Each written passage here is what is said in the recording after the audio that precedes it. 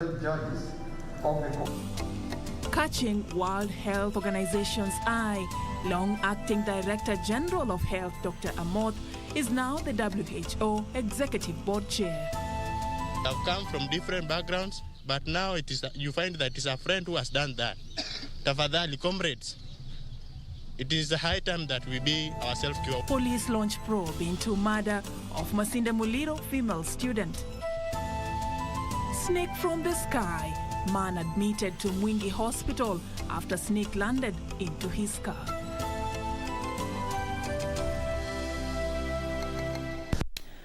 Those are some of our top stories contained in our news bulletin tonight. You can continue interacting with us, engage us on social media at KBC Channel 1, and also communicate with me directly at Serfine_Achieng on Twitter and Serfine Achieng on Facebook. We begin straight away with our top story. The BBI contest case will be heard by a 7-judge bench of the Court of Appeal. The court has consolidated all the appeals, and the hearing will run from the 29th of this month. In a case management conference presided over by a 3-judge bench, the court directed how the hearing will be done in an open court to adhere to the COVID-19 rules. Serfine Robi begins our bulletin. Led by the President of the Appellate Court, Justice Daniel Musinga, Justices Anna Okwengo and Roslyn Nemboye presided over a case management conference to deliberate on appeals filed and give directions on the hearing. The court in the conference granted IEBC interim orders to proceed with its statutory and administrative duties out of the BBI process. Limited to the extent that the applicant, that is the IEBC, shall continue to discharge its statutory and administrative functions, save for dealing with any of the contentious issues arising in the High Court judgment relating to the Constitution of Kenya Amendment Bill, which was the subject of the High Court judgment. Given that all the other appellants, who include President Uhuru Kenyatta, former Prime Minister Raila Odinga, the Attorney General and the BBI Secretariat, had gone ahead and filed actual appeals, the court directed their previous applications to stay High Court orders withdrawn and the appeals to be heard on priority basis. That in the interest of expeditious disposal of the appeals arising from the aforesaid judgment, all the above applications brought under Rule 52B of the court rules are hereby marked as withdrawn. All the appeals were consolidated and submissions will be limited to 2 hours and 40 pages. The above appeals are hereby consolidated and shall be heard together, and the lead file shall be E291 of 2021. All appellants shall file and serve their respective submissions and bundle of authorities within 7 days from the date hereof. Respondents shall file and serve their respective submissions and bundle of authorities within 14 days from the date of service of the appellant's submissions. The hearing will commence on the 29th of June in an open court. The appeal shall be heard on 29th and 30th of June 2021 and 1st and 2nd of July 2021 by a bench of 7 judges of the court. Well, the President of the Appellate Court, Daniel Musinga, now warns all parties against prosecuting or defending the ongoing case in media or outside the court, so as to let the court make a fair decision. Reporting for Channel 1 News from the Supreme Court of Kenya, I'm Serafina. Thank you, Serafine Robi, for that report. Now, staying on that same wavelength, the Court of Appeal has barred parties involved in the BBI contest case from publicly commenting on the matter. Court of Appeal President Daniel Musinga called on parties to respect the process and allow the courts to adjudicate the matter in free space. John Jacob Curia brings us that story.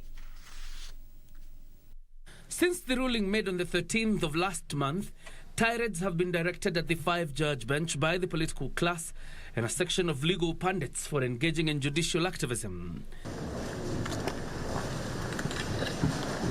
And despite the appeal process having kicked off a week later, the criticism has not waned. The latest, President Uhuru Kenyatta's remarks Tuesday during the Madaraka Day celebrations in Kisumu where he accused the judiciary of trying to undermine the democratic space granted by the Constitution. If the court had subjected its decision to stop BBI to a cost-benefit analysis, in other words, if it had considered the burden of choice, then there are questions the judiciary would have asked. If we indeed were at a constitutional moment, is a decision against BBI a decision in support of the status quo? If BBI were to be stopped, who carries the burden of choice? On whose shoulders will ethnic majoritarianism rest? And who will carry the burden of losing 30% of our national budget every 5 years due to the toxic politics that BBI sought to resolve?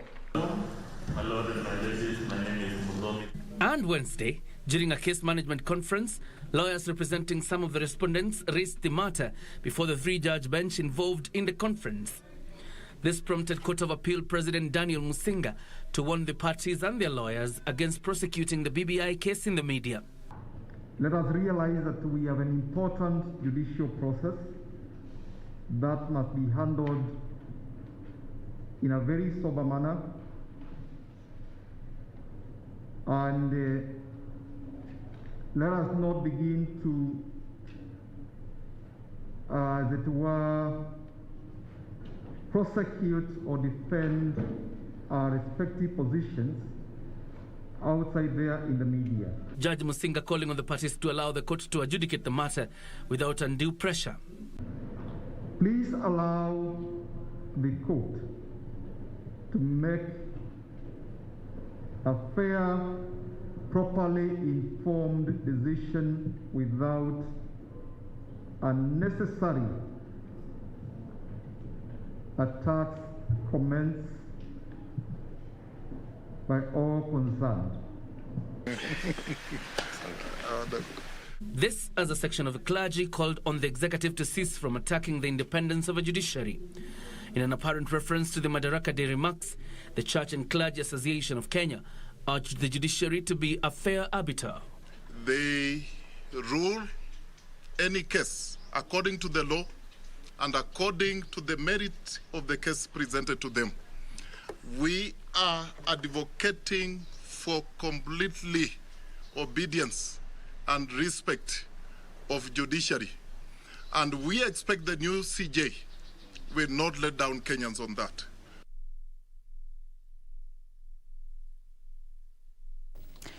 Meanwhile, Chief Justice Martha Koome has directed courts to ensure that cases on minors are solved within a year. Speaking in Kisumu, the President of the Supreme Court regretted that minors have had difficult time in getting their cases solved and promised quick justice for them. Wycliffe Okech with the details. The Chief Justice, who spoke when she visited the Kisumu Children's Remand Home, promised to expedite cases of children. The CJ regretted the hurdles that the minors have to endure in their pursuit for justice. Justice is a chain link.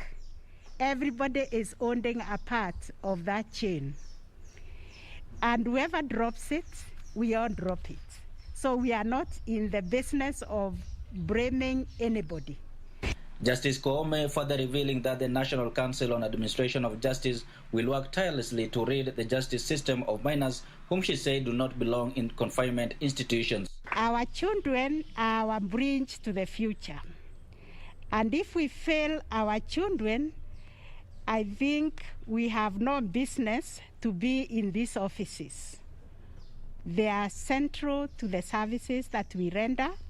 The CJ reiterating her commitment to continue the judiciary transformation framework, but will adopt the bottom-up approach. Mine is a little different because it's a bottom-up approach. I share power. I'm the Chief Justice, but I share the power of the Chief Justice horizontally and vertically with all the actors, with all those who are given the power to administer justice. Wycliffe Okech, Channel 1 News. Now, the Acting Director General of Health, Dr. Patrick Amoth, has been elected the chairperson of the Executive Board of the World Health Organization for a 3-year term. Dr. Amoth promising to use the position to work with other countries towards repairing fault lines that have emerged during the COVID-19 pandemic. This coming as Kenya recorded 142 new COVID-19 infections out of 2,650 samples tested. During the 149th session of the World Health Organization Executive Board meeting on Tuesday in Geneva, Switzerland, the Acting Director General for Health, Dr. Patrick Amoth, was elected the chairperson of the Executive Board for a 3-year term. Following the principle of rotation among geographical WHO regions, which the Executive Board has followed for many years, the chair of the Executive Board should be chosen from among delegates of members of the African region. Dr. Patrick Amoth, Acting Director General for Health, Ministry of Health of Kenya, has been nominated for the office of Chair of the Executive Board. He takes over from India's Minister of Health and Family Welfare, Dr. Harshvardhan, whose term ended on June 2nd after chairing 3 consecutive board sessions since 2019. The Executive Board consists of 34 members. Dr. Amoth expressing gratitude to the WHO member states for allowing Kenya to take up the top seat, promising to serve with utmost commitment. He further said that he would work with other countries to find ways to deal with the COVID-19 pandemic that has strained health systems across the globe. Meanwhile, 142 more people have tested positive for COVID-19 in the last 24 hours out of 2,650 samples tested. The new cases representing a 5.4% positivity rate. Over the same period, the country recorded 18 deaths resulting from COVID-19, taking the death toll to 3,206. Nancy Okware, Channel 1 News. And on to this unfortunate story. A body of a 3rd-year female student from the Masinde Muliro University of Science and Technology has been found dumped a few meters from her rental house in Kefinko area in the outskirts of Kakamega town. Residents and fellow students suspect the victim was defiled before she was hit with a blunt object by her attackers. Police have launched investigations into the matter. At the Kefincho area near the Masinde Muliro University of Science and Technology, students and residents stare in utter shock and disbelief at the lifeless body of a 3rd-year student said to have met her untimely death a few hours before dawn. Her room now empty with little clues as to what may have transpired during the night. The locals faulted the county government for not taking the security of the locals and students in the area seriously after street lights that have been reported as dysfunctional are yet to be repaired. Hapa kuna taa, security ya taa kuna. Mbona hii vitu inafanyika? Hii sio mara ya kwanza. Imetendeka mara 3-4. Na mzazi ametekemea mtoto yake kama huyu. Launch official report even to kwa ofisi ya Oparanya. Akatupea mpaka namba, akatuambia in case of anything call us direct on SMS. We as students, we as leaders, tuna SMS like there's nothing has been done. Others were however of the opinion that the deceased might have been killed by her fellow students. We have come from different backgrounds, but now you find that it's a friend who has done that. Tafadhali, comrades, it is the high time that we be ourselves cured. Nyinyi wenyewe mjiangalie, mjue hii kisa imetoka wapi. As the lifeless body of the student was ferried to a waiting police vehicle, it is the hope of the locals and students that the investigations will bear fruit and those behind the gruesome acts will be brought to book. Yusuf Farr, Channel 1 News. Now moving on, in a near supernatural circumstance, a Kitui County government driver is recuperating at Mwingi Level 4 Hospital after he was bitten by a snake that he claims dropped from the sky. According to David Musioka, the mysterious snake was dropped on top of his car by an eagle, and before he knew it, the serpent slithered into his car and bit him. David Musyoka will forever remember the movie-like Monday incident that began and ended within minutes and left him nursing a snake bite in Mwingi Level 4 Hospital. Musyoka, who is a driver at the Kitui County government, narrates how the snake, disentangling itself from the very jaws of death, landed on top of his car. Nikasikia puk. Sasa ile kusikia hivyo, kutoa kichwa ndio naangalia nini imeanguka, kwa siko karibu na mti, niko kwa barabara na hakuna kitu. Ndio niliona nyoka inaanza kuingia kwa gari, kwa kioo.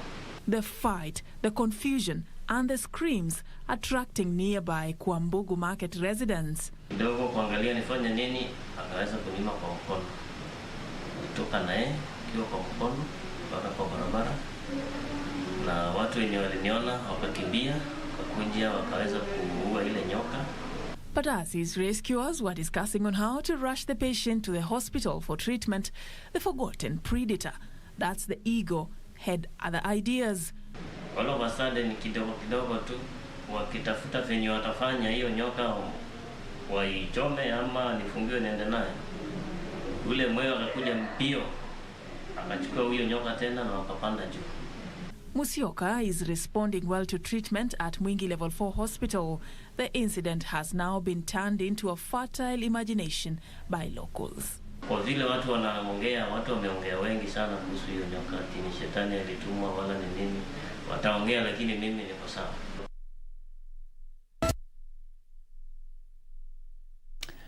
David Musyoka there trying to connect the dots onto what might have transpired during this particular incident. It's called The Wonders of the World. That mysterious story takes us to our first break right here on KBC News Hour. We are coming back with much more. Please don't go too far.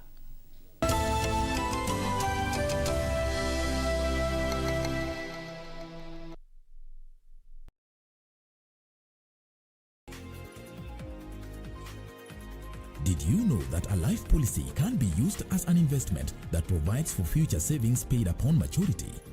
Now you know. IRA, promoting insurance, protecting the insured. Je, umeomoka? Kama hujaomoka kwenye QuickBin ndio mambo yote. Hapa tuko na fridge, kodi yake ni CM. Tuko na gas cooker, kodi yake ni CK. Tuko na TV, kodi yake ni TV. Tuko na simu aina ya Samsung ni SM, ama Oppo ni Oppo. My friend, mahali popote unanitizama, eka hizo kodi zake kisha utume kwa 4032353.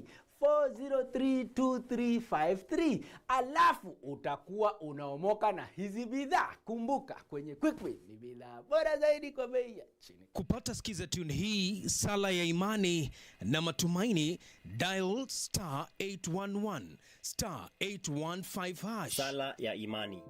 Mungu wangu na sadiki maneno yote linalosadiki na linalofundisha kanisa Katoliki la Roma, kwani ndiwe uliofundisha hayo, wala haudanganyiki wala haudanganyi. Amina. Sala ya matumaini.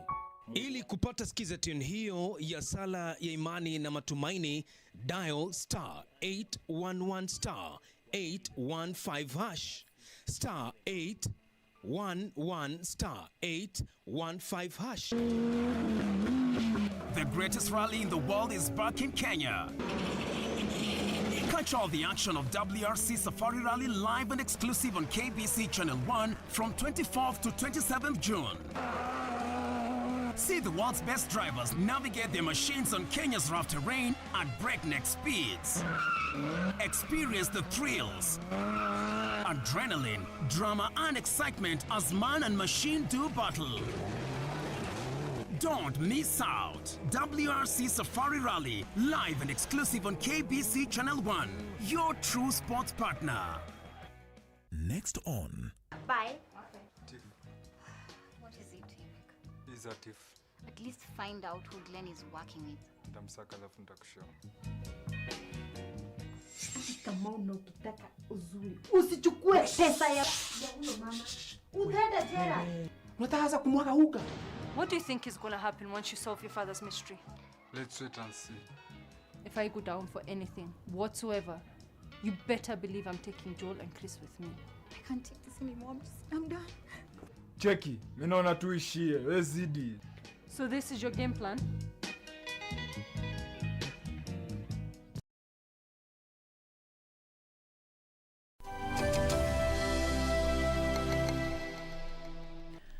Welcome back, and now to the coastal region. More than 300 traders who conduct their businesses at the NGINA waterfront claim the continued closure of the 460 million facility has adversely affected their livelihood. The recreational facility was closed about 2 months ago due to the COVID-19 pandemic as a way of controlling the spread of the third wave of the deadly virus. The National Youth Service officers continue to man the barrier in and out of the NGINA waterfront that remains closed to the public. Traders who used to eke a living from the waterfront staged a demonstration outside the guarded facility, citing the hard economic times they are going through after their only source of income was cut short. Tangu corona ijaasha sina amani mimi. Sina amani hata siku moja. Kwa sababu kile nikikaa mimi ndo mama tena ndo baba. Hapa NGINA ndio kila kitu chetu. Hapa tuaja ili tupate kuendeleza maisha yetu. Kama imefungwa kama hivi tafadhali tunapata tabu. Imagine sahi nimetoka kule nyumbani sijui naenda wapi. Huku kumefungwa. Nikirudi pale watoto wananiuliza baba vipi? Mtoto analala na kikombe ya chai rangi. They are now calling on President Uhuru Kenyatta and Tourism Cabinet Secretary Najib Balala to reconsider reopening of the recreational facility for public use. Tafadhali naomba Mheshimiwa Waziri wa Nyama Pori, tafadhali tufungulie hii sehemu na sisi tupate riski za kuendeleza maisha yetu. The traders representative Simon Mariga questioned the criteria which has been used to allow a section of business owners to go back to the park while about 300 small traders have been barred. Sisi tunalia kwa rais. Wale wakilishi ambao wameweka hapa ni kama wametusahau. Golf club iko hapa ndani. Kuna bar, kuna hoteli pale ndani Florida ambayo ina operate mpaka sasa, utakuta gari zimejaa pale, watu wako ndani. Lakini sisi ambao ni wafanyikazi wa pale tumekaa hapa miaka nyingi. Tunatolewa tu juu, hakuna mtu wa kutuangalia, hata tukirudi tena ni impromptu. Unatolewa leo unapatiwa, hakuna notice. For Channel 1 News Hour from Mombasa County, I am Anburu. Now on to political matters. The Service Party leader Mwangi Kiunjuri says his party will march on to the 2022 general elections. Speaking today in Nairobi, Kiunjuri refuted claims that the party intends to dissolve or merge with other parties, saying it will field candidates in all positions in the next general election. This as Governor Mwangi Wairia permits an event to cleanse Mukurwe wa Nyagathanga as planned on Friday by Kiama Kiama and Kikuyu Council of Elders following coronation of Justice Muturi as spokesperson of Gema.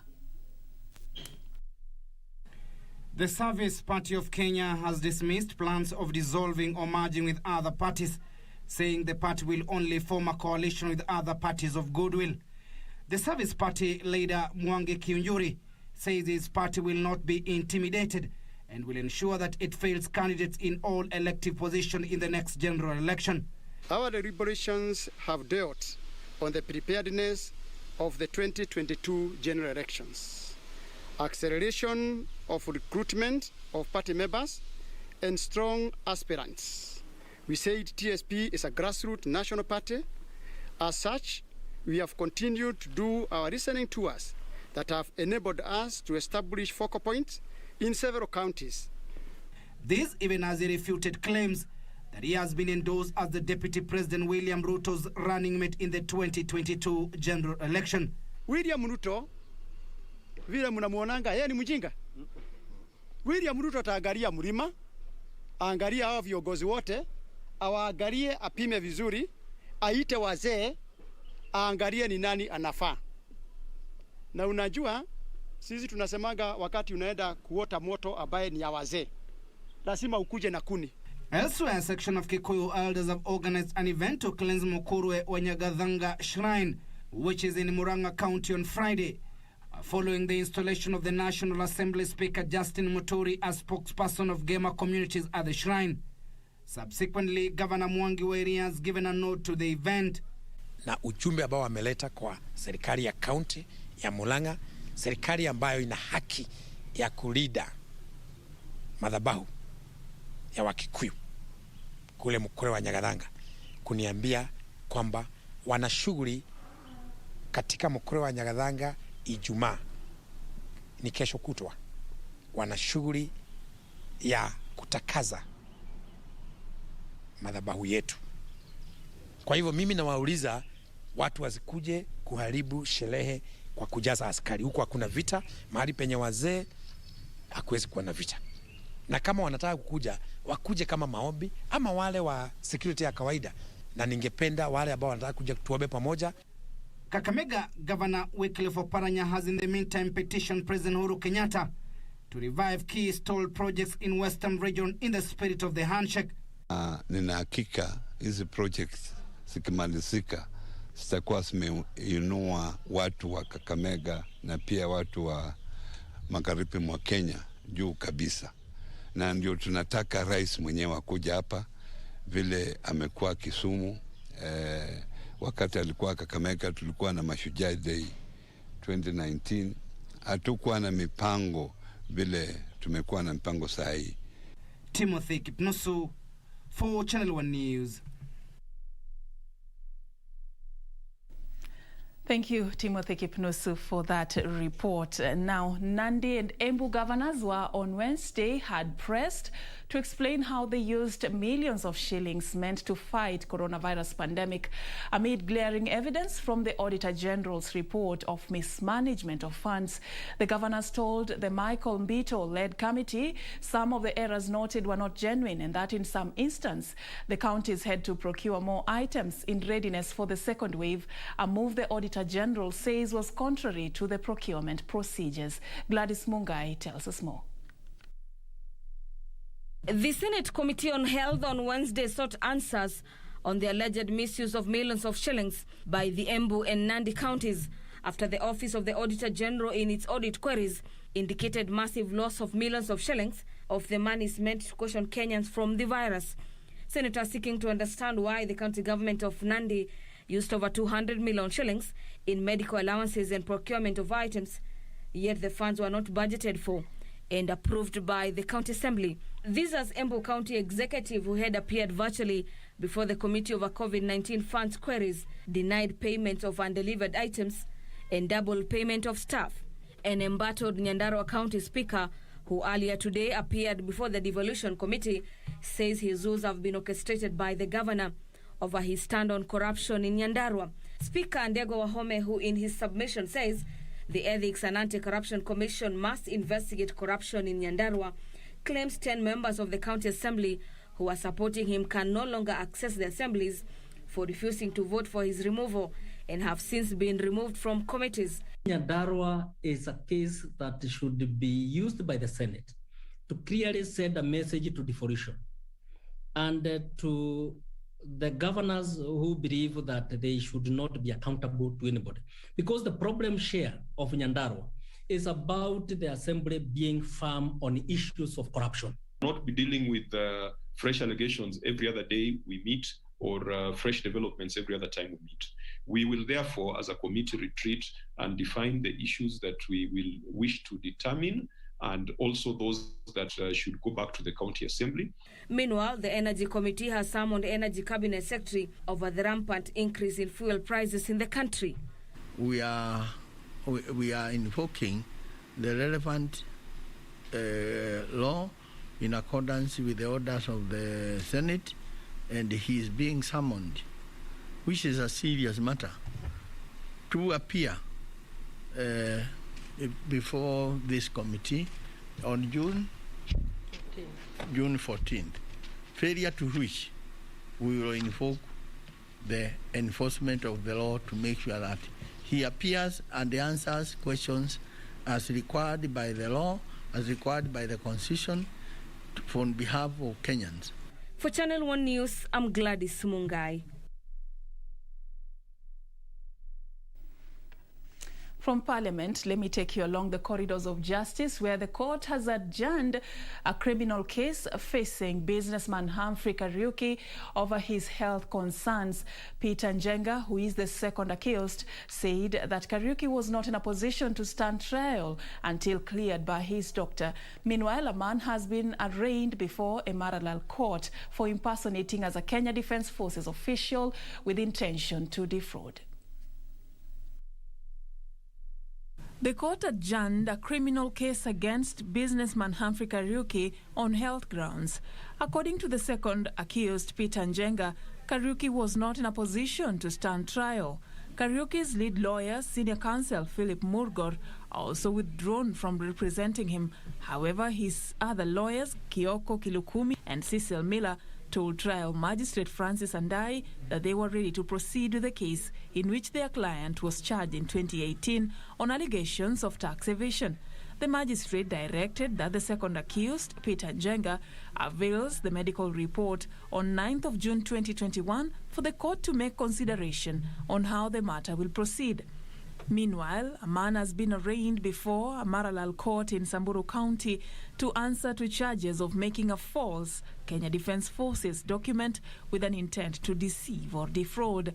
Appearing before Senior Principal Magistrate John Tamar, the accused, Vincent Lishan, pleaded not guilty to the charges that on 18th March 2013 he made a Kenyan Defence Force certificate of appointment purporting to be genuine certificate issued by the Kenya Defence Forces. He also pleaded not guilty to the offence of personating a public officer, where he falsely presented himself to Baragoi Police Station, OCS Chief Inspector Wilfred Makori, on 23rd May 2021 as a person employed by KDF. The court directed that the accused be remanded at Maralal GK prison for a period of 14 days.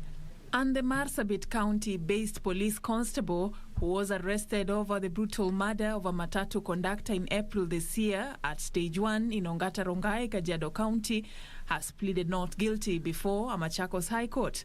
Appearing before Justice George Odunga, the suspect denied charges that he and others who were not in court arrested the deceased alongside two others only identified as Njenga and George for violating curfew orders. The three were assaulted before being bundled into the trunk of a private car. The victims are then reported to have been driven to Tuwala Bridge area where they were dumped. The court can determine whether there exist reasons to deny the accused being released on bond pending the trial,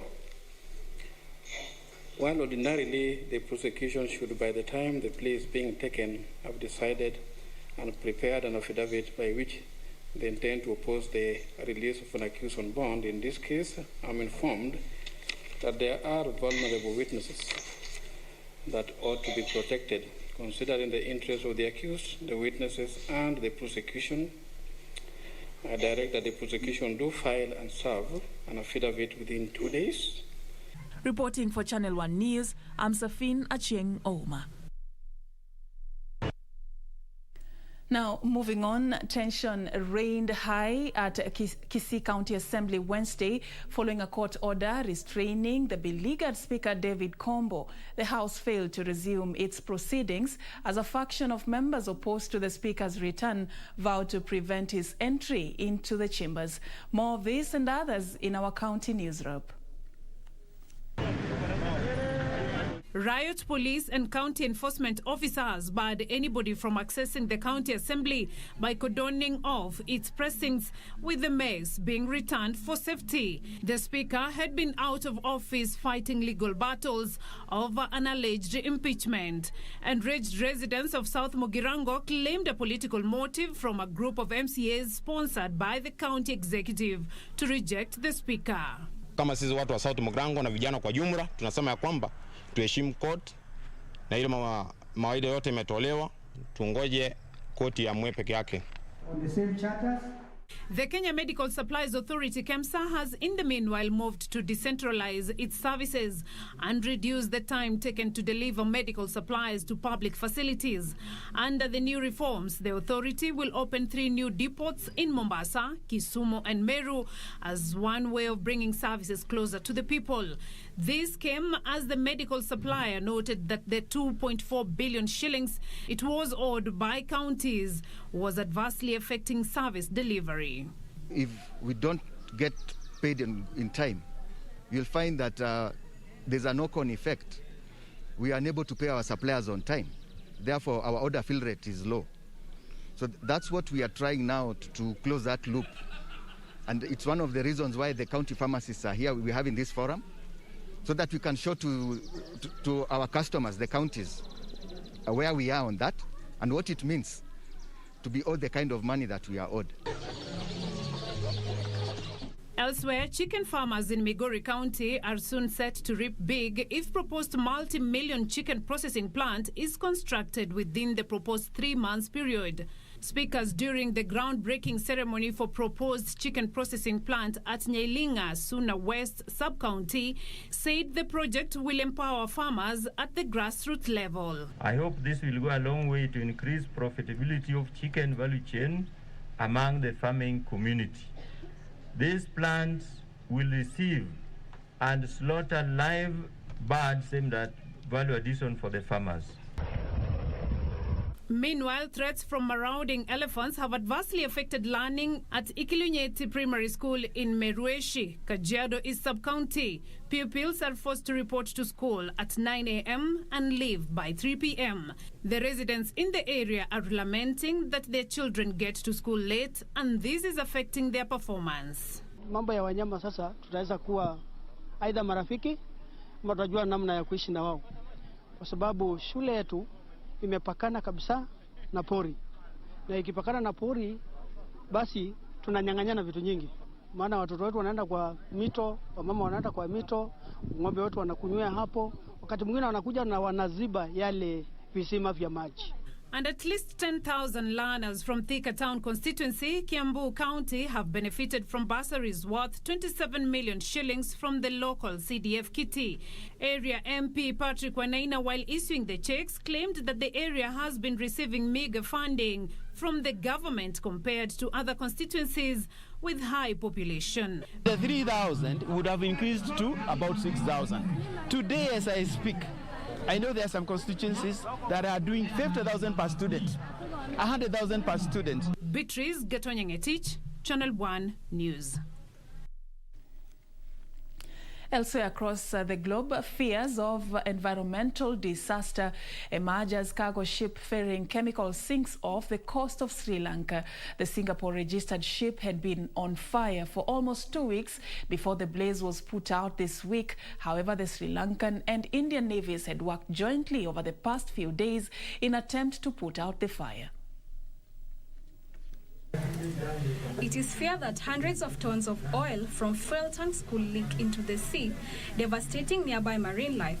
The Sri Lankan and Indian navies had worked jointly to put out the fire and prevent the ship from breaking up and sinking, but rough seas and monsoonal winds hampered the operation just outside the port of Colombo. Elsewhere, at least 50 people have been killed in 2 overnight attacks in the Democratic Republic of Congo's deeply troubled eastern region. The Early Democratic Forces, which is linked to ISIS, is being blamed for the attack that occurred in 2 DR Congo villages, Boga and Chabi, in the eastern Ituri region. In other news, Mali's transitional president, Colonel Assimi Goita, has named Choguel Kakala Maiga as a new prime minister. Maiga is the leader of the 5th June Rally of Patriot Movements, which took part in the overthrowing of former President Ibrahim Boubacar Keïta last year.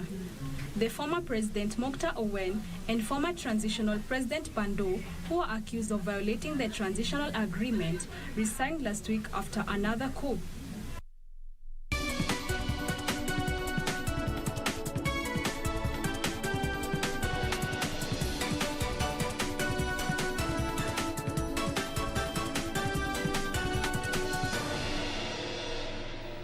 Now delving into the world of business, stakeholders in the insurance industry have raised concerns over sections of the NHIF Amendment Bill 2021 that will negatively affect the growth of the industry.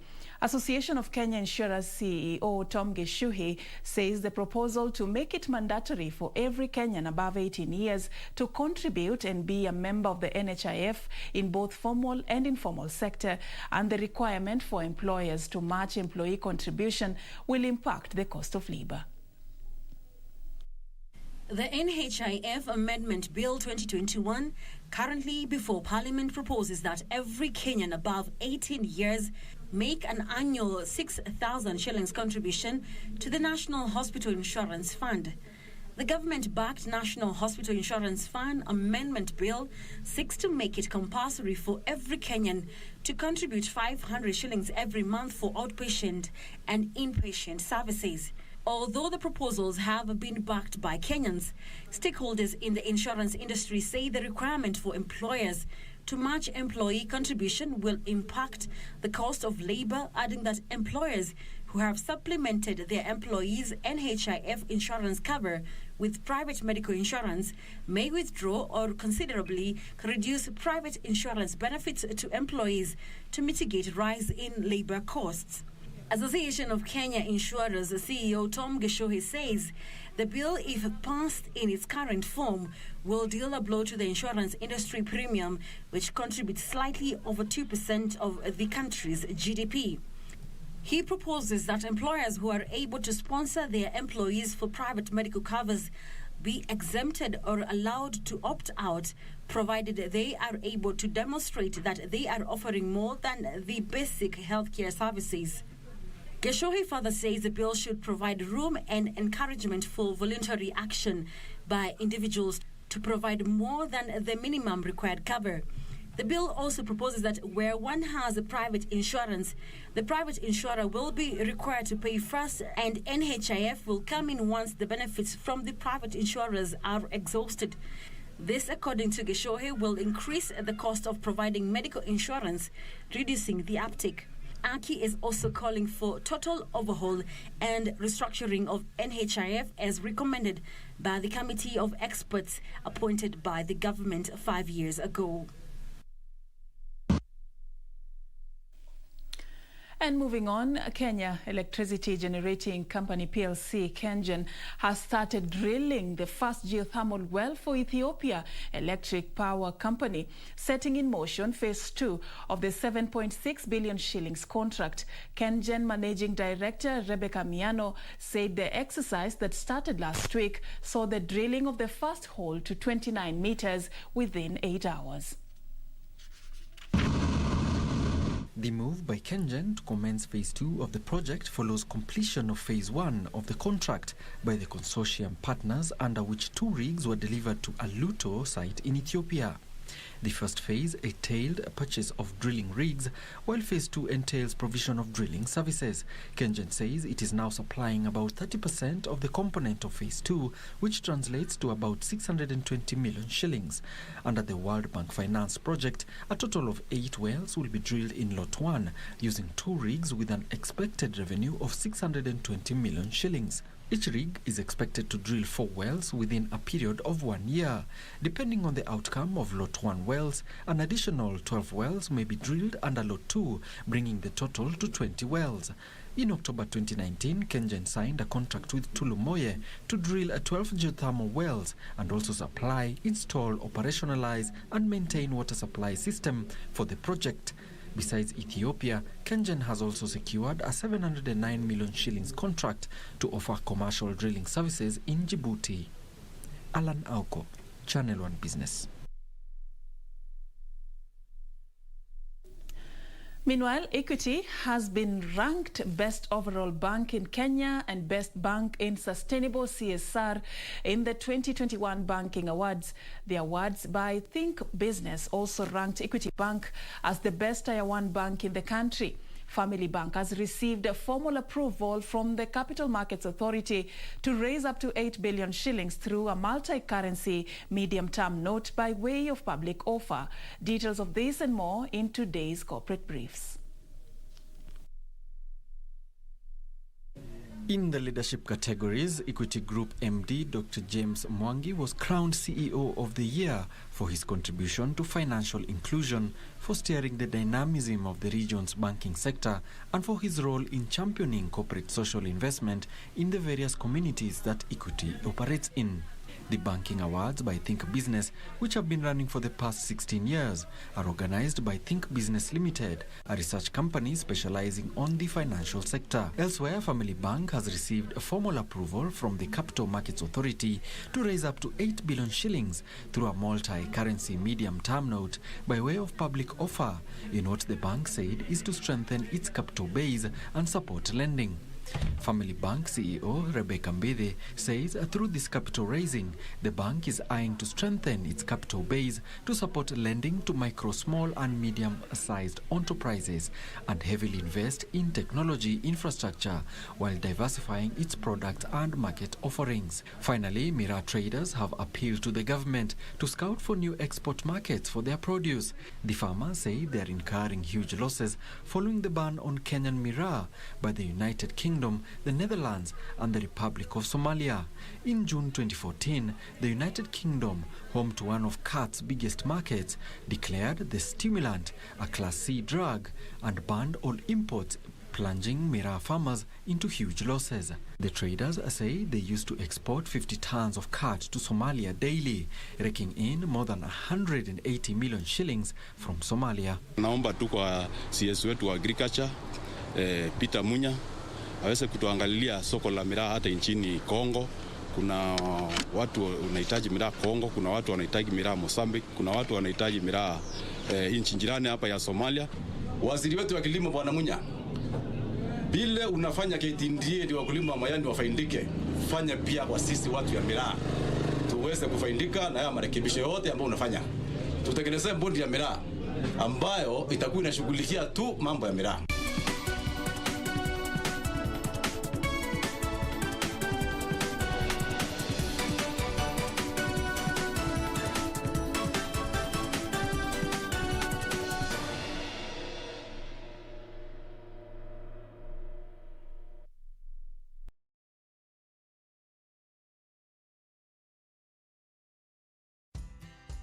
Banki imeconfirm pesa zimeingia. Congratulations Sam, gari ni lako sasa. Shukran.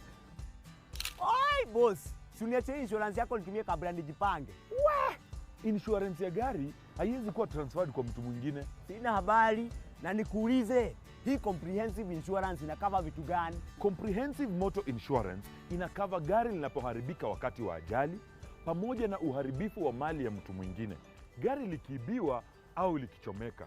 Pia inakava passenger wa gari lako na passenger wa lile gari lingine kunapotokea ajali. Kwani umenisahau mimi kama driver? Dereva hakui covered na comprehensive insurance, ila anajitafutia personal accident cover. Umenichanua. Rose, hata nishughulikie hiyo insurance, nitakujia gari kesho. Okay, sawa. Yeah. Ujumbe huu umeletwa kwako na IRA. IRA, bima bora kwa taifa. The greatest rally in the world is back in Kenya. Catch all the action of WRC Safari Rally live and exclusive on KBC Channel 1 from 24th to 27th June. See the world's best drivers navigate their machines on Kenya's rough terrain at breakneck speeds. Experience the thrills, adrenaline, drama and excitement as man and machine do battle. Don't miss out. WRC Safari Rally, live and exclusive on KBC Channel 1, your true sports partner.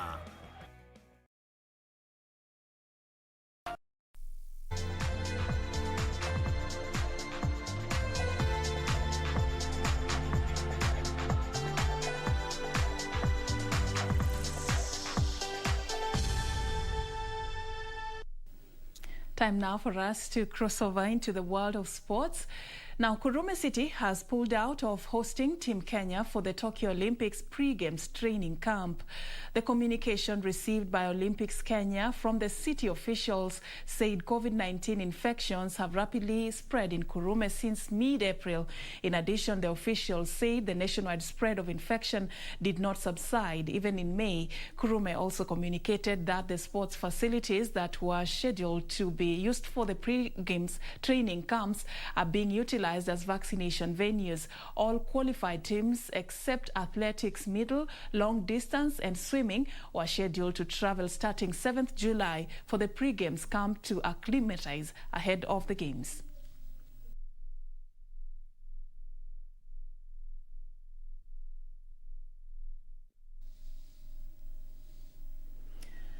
And AFC Leopards advanced to the FKF Cup round of 16 after humbling Posted Rangers 1-0 in a closely contested match played at Thika Stadium.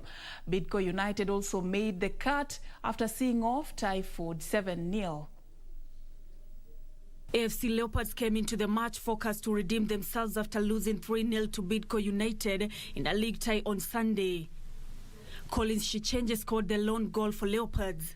Elsewhere, Kayole starlet forward Christine Ngoizi is the Kenya Footballers Welfare Association Player of the Month for March in the Kenya Women Premier League Zone A. Ngoizi, popularly known as Kachali, played a key role for Kayole starlet in March. So in future, nataka maybe at the end of the year gala, at least niko kwa one of the prizes juu na believe my potential, na believe my teammates, my teamwork, na ability na give, maybe neza get something in return. Ngoizi, a natural defender who has been playing as a forward this season, garnered 24 votes to beat Lucia Diambo of Mathare United Women and Samantha Okenya of Makolandas, who had 23 and 19 votes respectively. She becomes the fourth player to win the award this season in Zone A after Ulinzi Starlets forward Nedi Atieno, Kibera Soccer ladies Cynthia Atieno and Gaspo's defensive midfielder Cheryl Angachi. Ngoizi walked home with a personalized trophy and 10,000 shillings shopping voucher.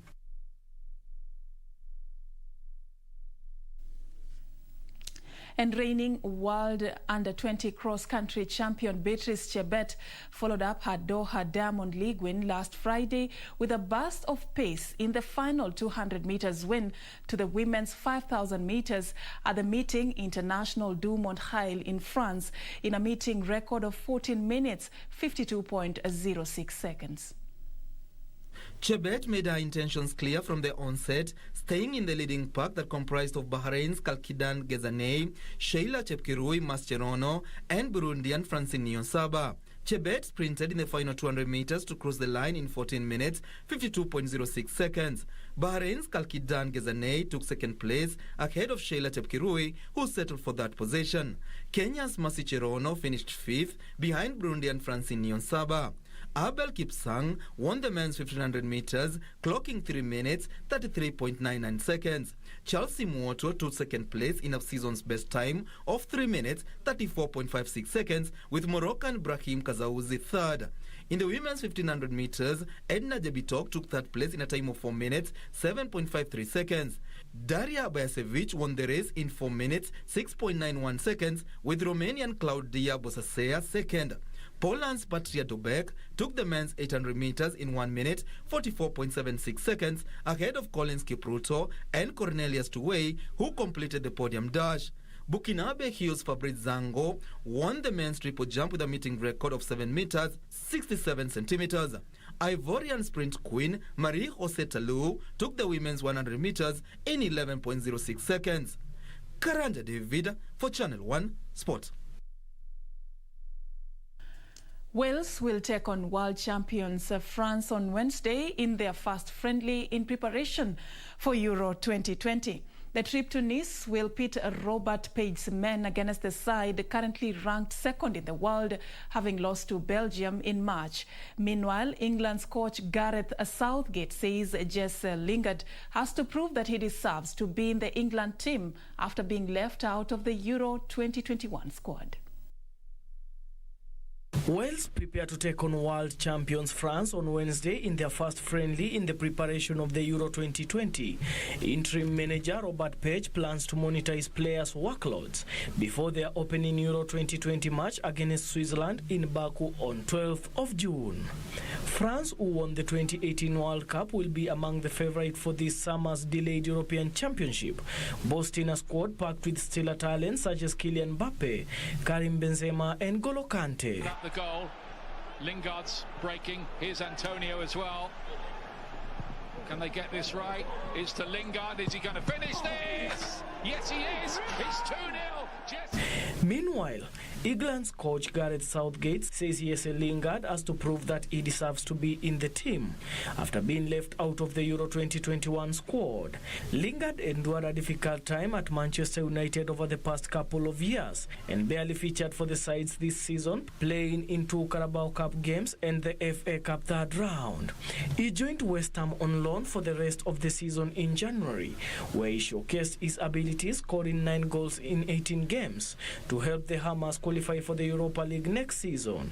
But his form in the second half of the season was not enough to convince Southgate of a place in the 26-man squad for the Euros, instead being named on the standby list. Aaron Ramsdale, Ben White, Ben Godfrey, James Ward-Prowse and Ollie Watkins also failed to make the cut but may be called upon if a player pulls out through injury.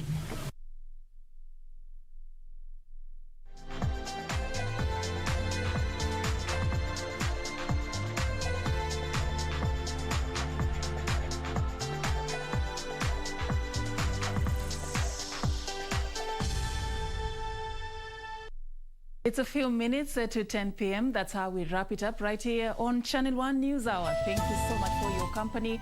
Now you're updated. My name is Serfine Achieng Ouma. Our sign language interpreter has been Anne Wangeshi. Have a good night. God bless.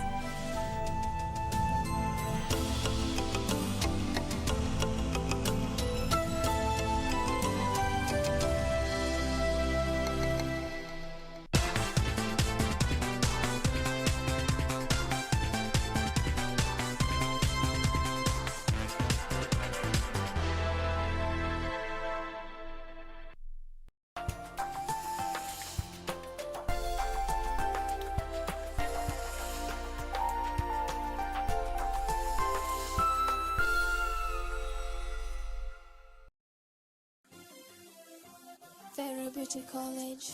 Vera Beauty and Fashion College, with branches in Nairobi, Eldoret, Thika and Meru. Did you know that we are a TVET approved institution? We offer courses in fashion design, interior design in soft furnishing, event decoration, flower arrangement, event planning, hairdressing, barbering and dreadlocks, beauty therapy, makeup, nail technology, spa massages, teaching skills, TOT, solo business management, and many more. Register now and visit our website on www.verabeautycollege.com. You can also call on 0725 923 550 Nairobi branch, 0728 087 689 Eldoret branch, 0722 227428 Thika branch, 0725 000-706 Meru branch. Vera Beauty and Fashion College, a TVET approved institution.